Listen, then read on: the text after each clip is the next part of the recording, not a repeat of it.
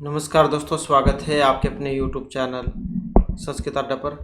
दोस्तों, आज की जो वीडियो इसमें हम करने वाले हैं आपके कॉम्पिटिटिव एग्ज़ाम के लिए महत्वपूर्ण क्वेश्चन। और ये जो क्वेश्चन है आपके सभी जो एग्ज़ाम हैं उनके लिए महत्वपूर्ण रहने वाले हैं।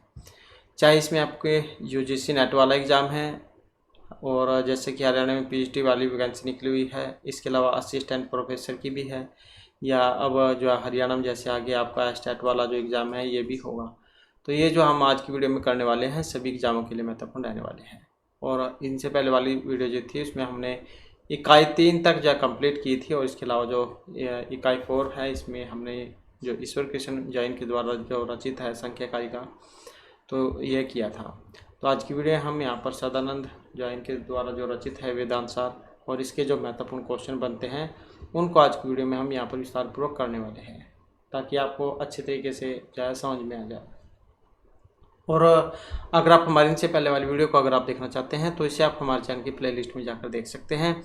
इसके अलावा जिसने भी चंडीगढ़ में TGT वाला एग्ज़ाम दिया था तो उनका रिजल्ट आ चुका है। रिजल्ट अगर आप देखना चाहते हैं वो वाली वीडियो आपको इस वीडियो के अंत में मिल जाएगी। और इसके अलावा कोई जो भी महत्वपूर्ण अपडेट आएगी तो इसके बारे में आपको सूचित कर दिया जाएगा। तो इसके लिए आप चैनल को सब्सक्राइब कर लीजिएगा अगर आपने अब तक सब्सक्राइब नहीं किया हुआ है। तो क्वेश्चन जो उनको देख लेते हैं यहाँ पर। आचार्य सदानंद, ये भी एग्जाम में क्वेश्चन आता है कि इनके द्वारा क्या रचित है, तो वेदांत सार इन्होंने लिखा था। तो वेदांत दर्शन अध्यात्म शास्त्र का मुकुटमणि माना जाता है। वेदांत का अर्थ है वेदों का अंतिम भाग। तो ये क्वेश्चन भी एग्जाम में आता है, वेदांत वेद का अंत। तो वस्तुतः उपनिषद वेदों के अंतिम भाग है, इसलिए इन्हें वेदांत के नाम से अभिहित किया गया है। परंतु उपनिषद अनेक और कई स्थानों पर इनके सिद्धांतों में भी भिन्नता दृष्टिगोचर होती है। वेदांत दर्शन के मुख्य आधार है बादरायण के ब्रह्मसूत्र। बादरायण ने इनकी रचना सभी उपनिषदों के मतों में एकता स्थापित करने के उद्देश्य से की थी, किंतु ये सूत्र दार्शनिक दृष्टिकोण से इतने संक्षिप्त है कि किसी भी भाष्य के बिना इनका स्पष्ट नहीं हो सकता। यही कारण है कि इन सूत्रों के व्याख्याकारों ने विभिन्न प्रकार की व्याख्या की है। फलस्वरूप कुछ नए संप्रदाय बन जाए, जिनमें 4 प्रमुख हैं। कौन से? जगतगुरु शंकराचार्य, इनका क्या है? अद्वैतवाद। श्री वल्लभाचार्य, इनका है शुद्ध अद्वैतवाद। माधवाचार्य का है द्वैतवाद, और राम अनुज आचार्य का है विशिष्ट अद्वैतवाद। तो ये भी क्वेश्चन एग्जाम में पूछे जाते हैं। जो 4 संप्रदाय हैं इनके प्रवर्तकों के नाम, और जो इनके यहाँ पर ये किस लिए इनको जाना जाता है। जैसे शंकराचार्य है, इनका द्वैतवाद के लिए जाना जाता है। वल्लभाचार्य को शुद्ध अद्वैतवाद के लिए जाना जाता है। माधवाचार्य को द्वैतवाद के लिए जाना जाता है, और जो राम अनुज आचार्य है इनको विशिष्ट द्वैतवाद के लिए जाना जाता है। तो ये भी क्वेश्चन जो एग्जाम में आता है। इसके बाद जो नेक्स्ट आ जाता है हमारा वेदांत दर्शन। शंकराचार्य के अद्वैत मत का प्रतिपादन करते हैं। अद्वैतवादी ब्रह्मा को ही इस संसार की उत्पत्ति, स्थिति और प्रलय का कारण मानते हैं। ब्रह्मा के अतिरिक्त इस संसार में कुछ नहीं है। सर्वं खलु इदं ब्रह्मा, न यह न नास्ति किंचन। तो ब्रह्मा के अतिरिक्त इस संसार में कुछ नहीं है। सर्वं खलु इदं ब्रह्मा, तो ये जो भी कुछ है सभी ब्रह्मा में ही जानित है, और इनके बिना और कुछ नहीं है। लेकिन माया या अज्ञान के कारण इस संसार में नानाता देखते हैं। यह माया या अविद्या अध्यास के रूप में भी मानी जाती है। जब यह माया रूपी पर्दा हमारी आंखों से हट जाता है तब मनुष्य को मोक्ष की प्राप्ति होती है। जिस प्रकार अंधेरे में मनुष्य रज्जु को क्या है सांप समझ लेता है, ये भी क्वेश्चन एग्जाम में पूछा जाता है। तो उसी प्रकार साधारण मनुष्य ज्ञान या माया के जाल में पड़कर इस मिथ्या संसार को सत्य समझने लगता है, और यही क्या है? विवर्तवाद का उदाहरण है। जब माया के जाल में पड़कर मिथ्या संसार को सत्य जानने लग जाता है, समझने लग जाता है। इसका उदाहरण है यह अज्ञान रूपी पर्दा वेदांत के वाक्यों का श्रवण, मनन और निध्यासन करने से दूर हो जाता है। जैसे आप अंधेरे में कहीं जा रहे हैं और आगे कोई रस्सी पड़ी हुई है या कोई लकड़ी पड़ी हुई है, तो आप क्या सोचोगे कि आगे सांप पड़ा हुआ है। तो इस प्रकार के जो मन के अंदर बहुत सारे जो कह सकते हैं कि इस प्रकार की धारणाएं आती हैं। परिवारजक सदानंद का वेदांत सार अद्वैत वेदांत के प्रमुख सिद्धांतों को संक्षेप में जानने समझने के लिए महत्वपूर्ण ग्रंथ है। इसलिए एक एक करके वेदांत सार ग्रंथ में उपलब्ध उद्धृत प्रमुख सिद्धांतों का वर्णन यहाँ पर जो कुछ बिंदु है इनके द्वारा किया गया है। तो ये अनुबंध चतुष्टय का क्वेश्चन है। अनुबंध कितने होते हैं? 4 होते हैं और वेरी वेरी इंपॉर्टेंट है।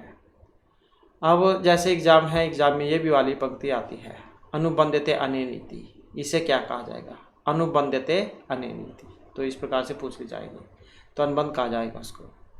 अनुबंध क्या है? जो आप किसी के साथ जो करार कर लेते हैं, अर्थात किसी ग्रंथ के अनिवार्य या अपरिहार्य अंग, अपेक्षाएं, शर्तें, ये अनुबंध कहलाती है। किसके साथ अनुबंध करना मतलब कोई शर्त लगा लेना या हामी भर लेना किसी चीज़ के लिए।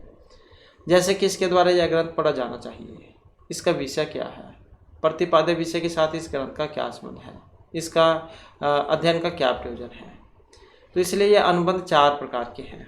तो अनुबंध चतुष्टय ये क्वेश्चन आता है। अनुबंध कितने हैं? 4 हैं। कौन कौन से हैं? अधिकारी, विषय, संबंध और प्रयोजन। तो ये 4 होते हैं। आगे फिर इनके बारे में बतलाया गया है। तो सबसे पहले जो अधिकारी आ जाता है, इस ग्रंथ के अध्ययन के लिए योग्य व्यक्ति वही है जिसने इस जन्म में अथवा इससे पूर्व कि किसी जन्म में वेदों और वेद के अंगों का विधिपूर्वक अध्ययन करके समस्त वेदार्थ स्वर्ण रूप से जान समझ लिया है तथा काम्य व निषिद्ध कर्मों का परित्याग करके नित्य नैमित्तिक प्रायश्चित उपासना कर्मों के अनुष्ठान से समस्त पापों के दूर हो जाने के कारण जिसका अंतःकरण अत्यंत निर्मल हो गया है और जो साधन चतुष्टय है से संपन्न है। अब ये भी क्वेश्चन आता है, अनुबंध चतुष्टय से हमने पढ़ लिया, अधिकारी, विषय, संबंध, प्रयोजन। अब ये साधन चतुष्टय भी एग्जाम में आता है। ये जो साधन चतुष्टय कितने होते हैं? 4 होते हैं। कौन कौन से हैं? विवेक, वैराग्य, सम, दम आदि और मुमुक्षुता। तो ये क्वेश्चन भी एग्जाम में पूछा जाता है। इसके बाद जो हमारा दूसरे नंबर का था विषय, वेदांत शास्त्र का विषय है जीव और ब्रह्मा की एकता, जो शुद्ध चैतन्य रूप है और इस शास्त्र का प्रमेय है, क्योंकि समस्त वेदांत वाक्यों का तात्पर्य जीव और ब्रह्मा की वास्तविक एकता ही है। तीसरे नंबर पर हमारा संबंध आ जाता है। प्रतिपाद्य विषय तथा ग्रंथ के बीच का प्रतिपाद्य प्रतिपादक संबंध है। जीव ब्रह्म एक अर्थात शुद्ध चैतन्य प्रमेय है, एवं वेदांत उसका प्रतिपादक प्रमाण है। दोनों एक दूसरे के प्रतिपाद्य प्रतिपादक है। चौथा जो है यहाँ पर ये प्रयोजन आ जाता है। जीव और ब्रह्मा के ऐक्य रूप में प्रमेय के विषय में वर्तमान अज्ञान की निवृत्ति तथा जीव को वस्तुतः ब्रह्मा रूप में जानने वाला ब्रह्मा ही हो जाता है। इसलिए अपने वास्तविक स्वरूप आनंद की प्राप्ति इस शास्त्र का प्रयोजन है। तो ये तो था आपका अनुबंध चतुष्टय वाला क्वेश्चन। इसके बाद आ जाता है यहाँ पर अज्ञान का क्वेश्चन। अद्वैत वेदांत का सार श्लोकार्ध में इस प्रकार से व्यक्त किया जा सकता है, ब्रह्मा सत्यम जगत मिथ्या जीवो ब्रह्म एव न अपर है। कहने का मतलब क्या है? ब्रह्मा और आत्मा एक ही है, दोनों परम तत्व के पर्याय हैं। ये जो जगत है ये प्रपंच माया की प्रतीति है। जीव और जगत दोनों मायाकृत हैं। जिस प्रकार रज्जु भ्रम में सर्प के रूप में प्रतीति होती है, जैसे कि अभी हमने बात ही की थी, अगर आप रस्सी पड़ी हुई देख लेते हैं तो उसे आप साम समझने लग जाते हैं। तो रज्जु भ्रम में सर्प के रूप में प्रतीति होती है और रज्जु का ज्ञान हो जाने पर सर्प का बोध हो जाता है। उसी प्रकार ब्रह्मा अविद्या या माया के कारण जीव जगत प्रपंच रूप से प्रतीत होता है और निर्विकल्पक अपरोक्ष ज्ञान के द्वारा बाह्य अनुभव होने पर जीव जगत प्रपंच का बोध हो जाता है। यही मोक्ष या आत्म स्वरूप का ज्ञान है। माया, अविद्या, अज्ञान, अध्यास, अध्यारोप, विवर्त, भ्रांति, भ्रम, सद असद, निर्वचनीयता आदि शब्दों का प्रयोग वेदांत में प्रायः पर्याय के रूप में किया जाता है। इनमें माया, अविद्या, ज्ञान, अध्यास और विवर्त शब्दों का पर्यायार्थक प्रयोग अधिकतर होता है। वेदांत सार में ज्ञान के विषय में कहा भी गया है। अब ये जो पंक्ति है यहाँ पर जो इसके बारे में बताया गया लक्षण, ये भी एग्जाम में पूछे जाते हैं। अज्ञान क्या है? अज्ञान तो सद असदभ्याम निर्वचनीयम त्रिगुणात्मकम। तो ये जो क्वेश्चन एग्जाम में आता है, अज्ञान क्या है? अज्ञान तो सद असदभ्याम निर्वचनम त्रिगुणात्मकम ज्ञान विरोधी भाव रूपम यद किंचित इति उदंती है इत्यादि अनुभवात्। तो ये अज्ञान है। आगे जो यहाँ पर जो शंकराचार्य है उन्होंने माया, अविद्या, ज्ञान के बारे में बतलाया है। माया ब्रह्म की क्या है? अभिन्न शक्ति है। यहाँ अभिन्नता किसी संबंध विशेष के रूप में नहीं, बल्कि यह बताने के लिए है कि ब्रह्म और माया में न भेद है, न भेद, न ही भेद अभेद है। इसलिए इस प्रतीक संबंध को अनन्यतया तदात्म्य कहा गया है। माया स्वरूप अचेतन या जड़ है तथा अपने अस्तित्व हेतु ब्रह्मा पर निर्भर है और यह संख्या की प्रकृति से भिन्न है, क्योंकि संख्या की प्रकृति सत और स्वतंत्र भी है, जबकि यह न सत है न ही स्वतंत्र है। माया भावरूप है किंतु सत नहीं है। उसे भावरूप कहने का तात्पर्य सिर्फ इतना नहीं है कि वह अभावरूप नहीं है। तो हो सकता है आपकी समझ में भी नहीं आया हो, लेकिन जो एग्ज़ाम में बस इतना ज़्यादातर देखने को मिलता है, ज्ञान क्या है या ज्ञान के लक्षण क्या है, इस प्रकार से ये आपके समझने के लिए है। एक दो बार पढ़ोगे तो आपके जाए समझ में आ जाएगा। माया क्या है? सद असद निर्वचनीय है या फिर भाव अभाव विलक्षण है। माया सत नहीं है क्योंकि ब्रह्मा से भी इसकी कोई सत्ता नहीं। असत भी नहीं है क्योंकि यह ब्रह्मा पर जगत प्रपंच का आरोप करती है, और सत भी नहीं है क्योंकि अधिष्ठान के ज्ञान से इसका बोध हो जाता है, और असत भी नहीं है क्योंकि इसकी प्रतीति होती है। सत और सत दोनों भी नहीं है क्योंकि सत और असत प्रकाश और अंधकार में के समान एक साथ नहीं रह सकते। माया अनादि है किंतु अनंत नहीं है। अनादि है क्योंकि ब्रह्मा की अभिन्न शक्ति है। यह शांत है क्योंकि विद्या के द्वारा इसका अंत होता है। माया ज्ञान निरस्य है। अधिष्ठान के ज्ञान से इसकी निवृत्ति हो जाती है, जैसे रस्सी के ज्ञान से रज्जु सर्प समाप्त हो जाता है। जब आप समझाओगे कि तो रस्सी पर यह सांप नहीं है, तो इसके ऊपर जो आपको को भ्रम हुआ था वो दूर हो जाता है। तो यही अज्ञान है। माया का आश्रय तथा विषय ब्रह्मा है, किंतु ब्रह्मा उससे अप्रभावित रहता है। जैसे रज्जु सर्प भ्रम की स्थिति में रस्सी सांप से अप्रभावित रहती है। माया अध्यास रूप भी है। अध्यास का अर्थ है अतत् में तत् की प्रतीति, अर्थात जो जहाँ नहीं है उसकी वहाँ प्रतीति होना। जैसे आप रस्सी को सांप समझ रहे हैं तो वो चीज़ है नहीं, लेकिन आप उसे समझ रहे हैं। तो अतत् में तत् की प्रतीति, अर्थात जो नहीं है, जो जहाँ नहीं है उसकी वहाँ प्रतीति होना। हम जानते हैं कि ब्रह्मा एकमात्र सत्य है, किंतु हमें माया की प्रतीति होती है। इसका अर्थ है कि माया अध्यास रूप से तथा विवर्त रूप में है। माया विवर्त भी है, अभ्यास मात्र है। रज्जुवर में भी सर्प के रूप में प्रवर्तित नहीं होती। ब्रह्मा जगत प्रपंच के रूप में प्रवर्तित नहीं होता, केवल प्रतीति मात्र होती है। इसलिए माया की प्रातीतिक अर्थात व्यवहारिक या प्रतिभाषिक सत्ता है। जगत प्रपंच की व्यवहारिक और रज्जु सर्प की प्रतिभाषिक है। रज्जु सर्प आदि मतलब सांप आदि व्यक्तिगत भ्रम को जिसका बोध लौकिक ज्ञान से व्यवहार से हो सके उसे प्रतिभास कहेंगे, तथा इस जागतिक विराट भ्रम को, इस लोक व्यवहार को जिसका बाद ब्रह्म ज्ञान से प्रमाद से हो सके व्यवहार कहते हैं। माया जो है इसके दो पक्ष है। यहाँ पे कह सकते हैं कि इसके दो शक्तियाँ हैं। अब ये भी क्वेश्चन एग्जाम में आता है, माया की कितनी शक्तियाँ हैं? दो हैं या दो पक्ष हैं इसके, आवरण और विक्षेप। अब आवरण क्या है? आवरण का जो यहाँ पर अर्थ किया गया है, आवरण इसका अभावात्मक पक्ष है, जबकि विक्षेप भावात्मक पक्ष। आवरण अभावात्मक और विक्षेप भावात्मक। अ से आवरण, अ से अभाव, ऐसे भी इसको आप याद रख सकते हैं। अब जो आवरण है, आवरण का मतलब क्या होता है? आवरण का मतलब होता है किसी चीज़ को ढक लेना। तो अधिष्ठान के ज्ञान को आवृत कर लेना, मतलब व्यक्ति या उसके ज्ञान को ढक लेना। जबकि जो विक्षेप है उसे खुला कर देना, अधिष्ठान के स्थान पर अध्यस्त पदार्थ को प्रस्तुत कर देना। जैसे आपने रस्सी को सांप समझा था, लेकिन आपको उसके बारे में पता लग गया कि ये सांप नहीं है तो रस्सी है, तो जो आपके ऊपर जो ज्ञान का जो पड़ा हुआ था वो हट गया। तो यही है आवरण और विक्षेप, किस चीज़ को ढक लेना और उसे उगाड़ देना, खुला कर देना। इसके बाद आ जाता है जो अध्यारोप है। ये अध्यारोप का क्वेश्चन है, ये भी महत्वपूर्ण है, ये भी आपके एग्जाम में पूछा जाता है। अध्यारोप क्या है? असर्प भूतायम रज्जो सर्प आरोपद वस्तु न्याय वस्तु आरोप अध्यारोप। ये लाइन एग्जाम में पूछी जाती है। अध्यारोप क्या है? असर्प भूतायम रज्जो सर्प आरोपद वस्तु न्याय वस्तु आरोप अध्यारोप, अर्थात कभी सर्प भाव को न प्राप्त होने वाली रस्सी पर सर्प के आरोप के समान वस्तु पर अवस्तु का आरोप ही आरोप है। क्योंकि जो रस्सी आगे पड़ी हुई है वो कभी सांप तो बन नहीं सकती, लेकिन आप क्या है उसे गलती से सांप समझ लेते हैं, सांप तो वही जाए यहाँ पर बतलाया गया है। कि जो चीज़ नहीं है आप उसको जो समझ लेते हैं, कि कभी सर्प भाव को न प्राप्त होने वाली रस्सी पर सर्प के आरोप के समान वस्तु पर अवस्तु का आरोप ही अध्यारोप है। मतलब रस्सी को आप साम समझ लेते हैं, वही अध्यारोप है। भ्रम की अवस्था में एक वस्तु को दूसरे पर आरोपित किया जाता है। या जैसे कोई आप जा रहे हैं, साइड में पेड़ या टूटा हुआ है, आप कोई रास्ते अंधेरे में उसको व्यक्ति समझ लेते हैं, कोई व्यक्ति वहाँ पर खड़ा हुआ है।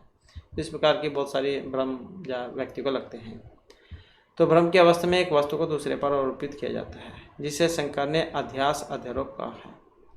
शंकर के मत अनुसार भ्रम में जिस वस्तु का आरोपण होगा उसे स्मृति नहीं किया जा सकता, इसके अतिरिक्त उसे अन्यथा भी नहीं कहा जा सकता। भ्रम में जो पदार्थ दिखाई देता है उसे न सत कहा जा सकेगा, न ही असत कहा जा सकता है। उसे दोनों अर्थात सत और सत भी नहीं कहा जा सकता। भ्रम में जो वस्तु दिखाई देती है वह अनिर्वचनीय होती है। विचार करने पर हम पाते हैं कि रज्जु सर्प को हम न सत कह सकते हैं, न असत, और न दोनों ही कह सकते हैं। रज्जु सर्प को हम सत भी नहीं कह सकते क्योंकि यह बाधित होता है। इसे असत भी नहीं कह सकते क्योंकि दिखाई पड़ता है। और इसे सत और असत दोनों नहीं कहा जा सकता क्योंकि सर्प में सत अंश कुछ भी नहीं, तथा दिए गए तर्क के फलस्वरूप इसे सत भी नहीं कहा जा सकता। इसलिए इसे अनिर्वचनीय कहना प्रमाण संगत है। क्योंकि सांप कैसे कहेंगे, है तो जब वो रस्सी, लेकिन उसके हमें क्या है, भ्रम ही हो रहा है। इसके बाद है अध्यारोप के अपवाद का जो निरूपण विधान सार में बतलाया गया है। अपवाद है नाम रज्जु विवर्तस्य सर्पस्य रज्जु मात्रत्वत् वस्तु विवर्तस्य वस्तु अवस्तु न ज्ञानादि प्रपंचस्य वस्तु मात्रत्वम् तदुक्तम सतत्वतो अन्यपर्थ विकारिति उद्धृत है और अतत्वतो अन्यपर्थ विवर्तिति उद्धृत है। और ये जो है एग्जाम में आपकी पूछी जाती है। सतत्वतो अन्यपर्थ क्या होती है, ये वाली सतत्वतो अन्यपर्थ विकार और अतत्वतो अन्यपर्थ विवर्त। तो ये क्वेश्चन आपका विकार और विवर्त का पूछा जाता है। अर्थात भ्रांति में रस्सी के स्थान में प्रतीत होने वाला सर्प केवल रस्सी ही होता है, उसे भिन्न कुछ नहीं। वैसे ही अज्ञान उसके कारण ब्रह्मा में प्रतीत होने वाले अवस्तुभूत समस्त प्रपंच का केवल वस्तु रूप में रह जाना ही अपवाद है। किसी वस्तु का वस्तुतः अन्यथा अर्थात दूसरे रूप में प्रकट होना विकार कहा जाता है, और मिथ्या रूप से अर्थात ऊपर से दूसरे रूप में प्रतीत होना विवाद कहलाता है। वही बात है जो आप रस्सी को सांप समझ रहे हैं, है कुछ और, आप समझ रहे हैं कुछ और। जैसे अंधेरी रात है, रास्ते में पड़ी हुई रस्सी को आप सांप समझकर कोई व्यक्ति चौंककर दूर भागे तो रस्सी में भ्रमवश प्रतीत होने वाला सांप तो अध्यारोप हुआ, और दीपक के प्रकाश में उसे रस्सी देख लेने वाला कोई दूसरा दोस्त इसका प्रतीयमान सांप को मिथ्या बताकर रस्सी होने का ज्ञान करा दे तो यही मिथ्या सर्प के खंडन के साथ रस्सी का प्रतिष्ठापन अपवाद है। प्रतीयमान वस्तु का खंडन ही अपवाद है। मतलब जैसे अंधेरे में तो आपने देखा कि रस्सी पड़ी हुई है, सांप समझ लिया, लेकिन जब आपने मोबाइल की टॉर्च जलाकर देखी तो वो क्या है, वो रस्सी निकली, तो यही अपवाद है। इसके बाद आ जाता है लिंग शरीर की उत्पत्ति कितने तत्व से होती है, ये क्वेश्चन भी एग्जाम में पूछा जाता है, तो महत्वपूर्ण है यहाँ पर।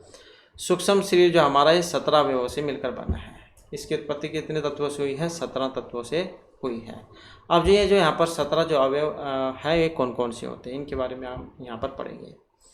जिसमें 5 ज्ञानेंद्रियाँ, बुद्धि और मन, 5 कर्मेंद्रियाँ और 5 वायु होती हैं। तो 5 या 15 और 2 17, बुद्धि और मन 5, तो ये होगी 5 ज्ञानेंद्रियाँ, 5 कर्मेंद्रियाँ, 5 वायु, बुद्धि और मन को मिलाकर 17 हो जाती है। तो ये क्वेश्चन एग्जाम में आता है। और ये भी आता है कि इनके बारे में कहाँ पर वर्णन हुआ है, तर्क भाषा में, संख्या कारिका में, किस में हुआ है, तो वेदांत सार जो उसमें है।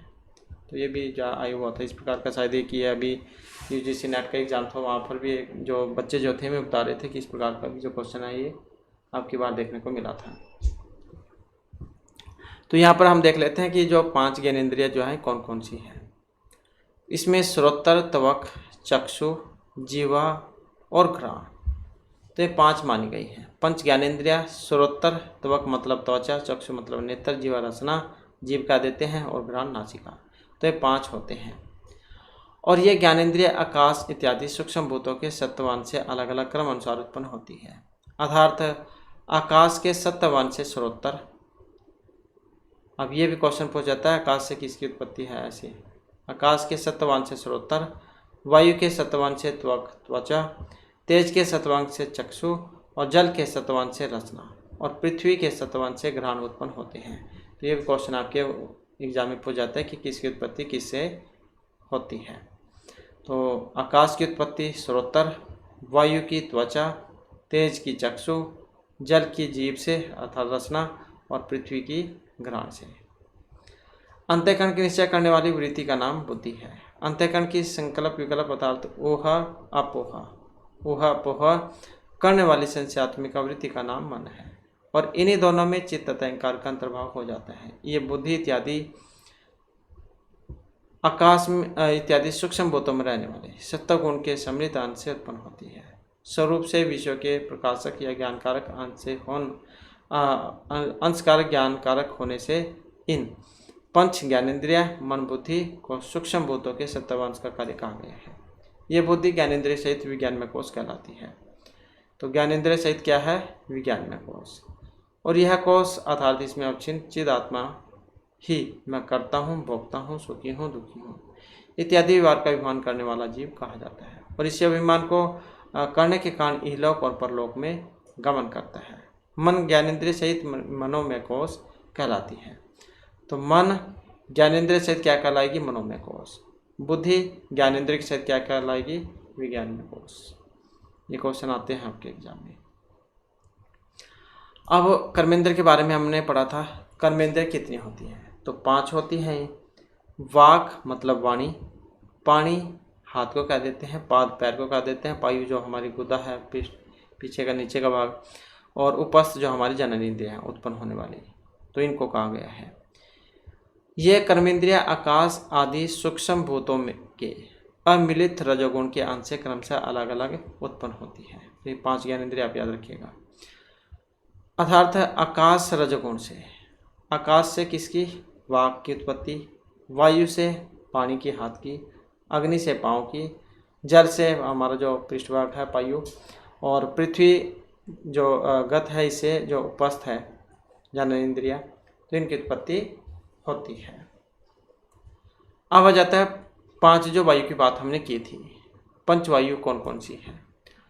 प्राण, अपान, व्यान, उदान, स्मान। तो ये 5 वायु होती हैं। बुद्ध और मन इनको मिलाकर 17 हो जाते हैं, हम जो अभी हमने पढ़े थे।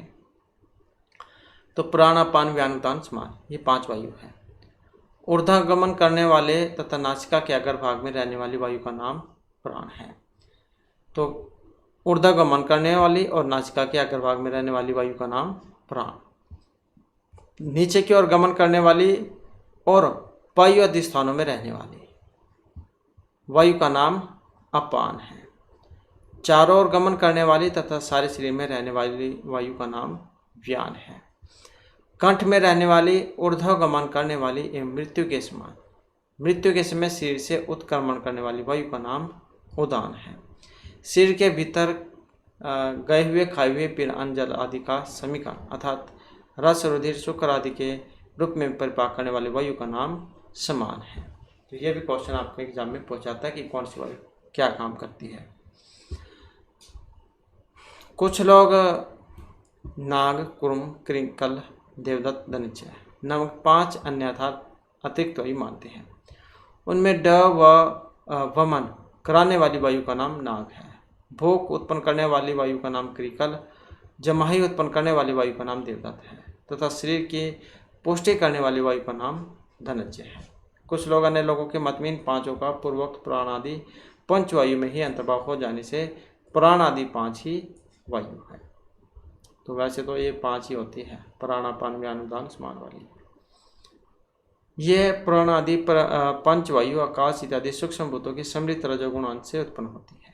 प्राण आदि 5 वायु का यह समूह कर्मेंद्रियों के साथ मिलकर प्राणमय कोश होता है। क्रियात्मक होने के कारण ही यह प्राणमय कोश सूक्ष्म भूतों के रजोगुण अंश का कार्य माना जाता है। इन कोशों के मध्य विज्ञानमय कोश ज्ञान शक्ति से युक्त और कर्ता रूप है। मनोमय कोश इच्छा शक्ति से युक्त और कर्ण रूप है। प्राणमय कोश क्रिया शक्ति से युक्त और कार्य रूप है। इनका यह विभाजन अपनी अपनी योग्यता के कारण है, ऐसा शास्त्र वर्णन करते हैं और ये तीनों कोश मिलकर सूक्ष्म शरीर कहलाते हैं। तो इस प्रकार से जो हमारा जो शरीर है इसकी उत्पत्ति 17 जो अवयव है इनसे मानी गई है।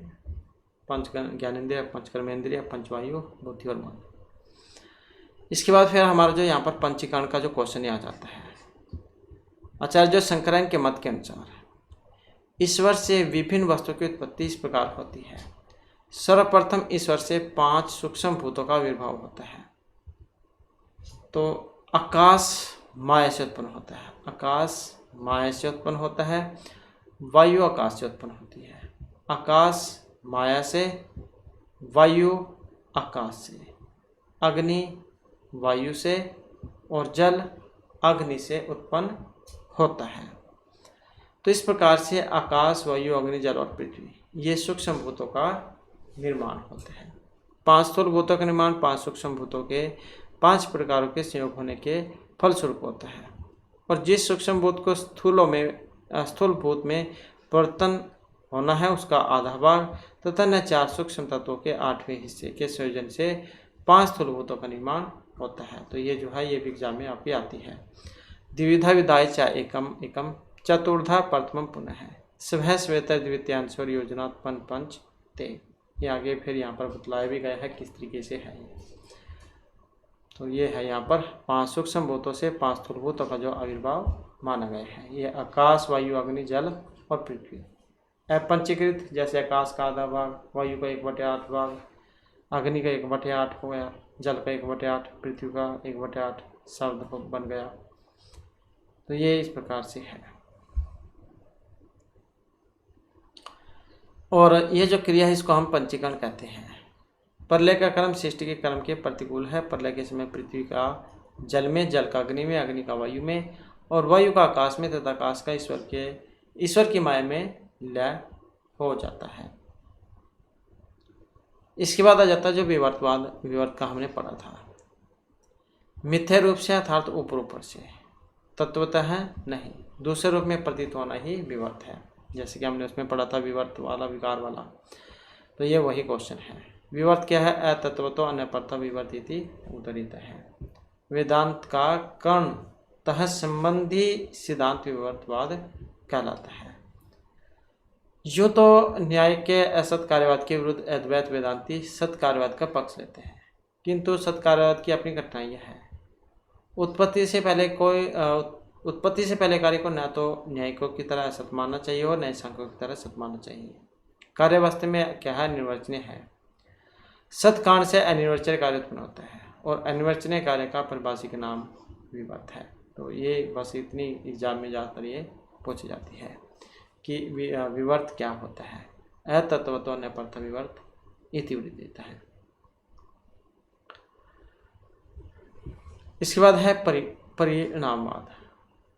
तो सांख्य सिद्धांत और विवर्तवाद में कहाँ भेद है, इसे वेदांत परिभाषा में बतलाया गया है। जैसे परिणाम है नामोपादान समस्त कार्योत्पत्ति, विवर्ता नाम उपादान विषम सत्ता कार्योत्पत्ति। अर्थात उपादान कांड का सदृश कार्य परिणाम कहलाता है और विषम कार्य विवर्त। यह सदृश और विषमता सत्ता की श्रेणी या प्रकार में होती है। जैसे यहाँ पर दही दूध का परिणाम है। दही जो है वो दूध से बनती है, तो दही दूध का परिणाम है। सर्प रस्सी का विवर्त है। दही और दूध की सत्ता एक प्रकार की है, सर्प और रस्सी की 2 प्रकार की है। सर्प की सत्ता केवल कल्पना में है और उसे प्रतिभाषिक कहते हैं, क्योंकि वास्तविक रियल में तो होती नहीं है। अगर रस्सी पड़ी है तो रस्सी रहेगी।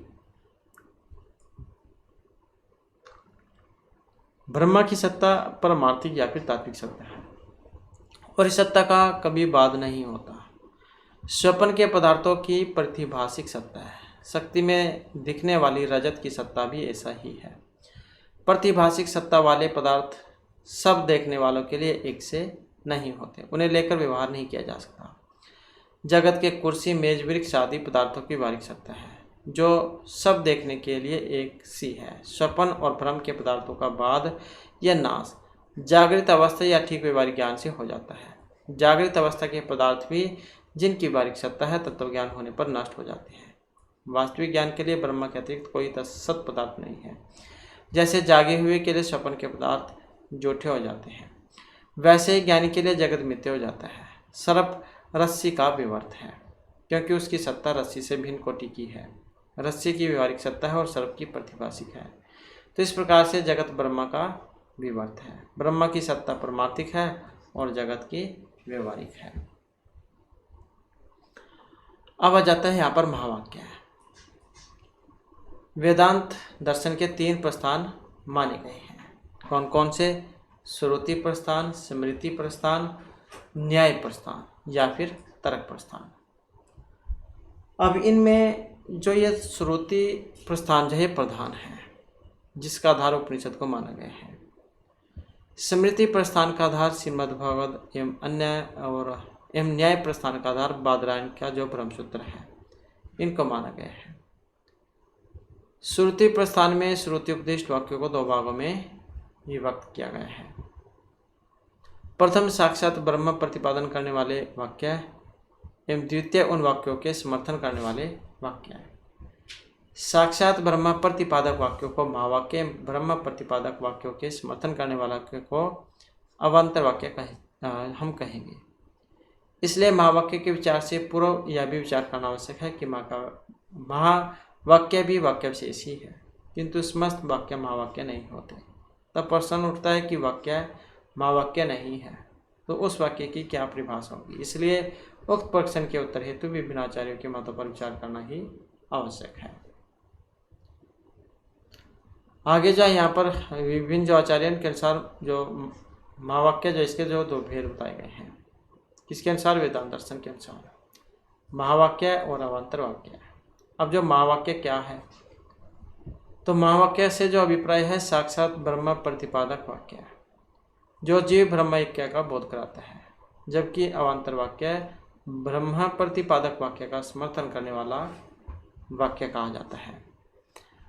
तो ये उपर्युक्त वर्णित महावाक्य और अवान्तर वाक्य के संदर्भ में जो विभिन्न आचार्य हैं, इनका मत है सत्यम ज्ञानम अनंतम ब्रह्म तथा विज्ञानम आनंदम ब्रह्म आदि वाक्य अवान्तर वाक्य हैं, जिनका अवान्तर वाक्य से इतर अवान्तर विषय के रूप में निर्धारण किया जाता है। और उनके मत के अनुसार अवान्तर वाक्य मात्र ब्रह्मा एवं जीव के स्वरूप मात्र का प्रतिपादन करते हैं, परंतु इन वाक्यों के द्वारा जीव ब्रह्म का बोध नहीं होता है।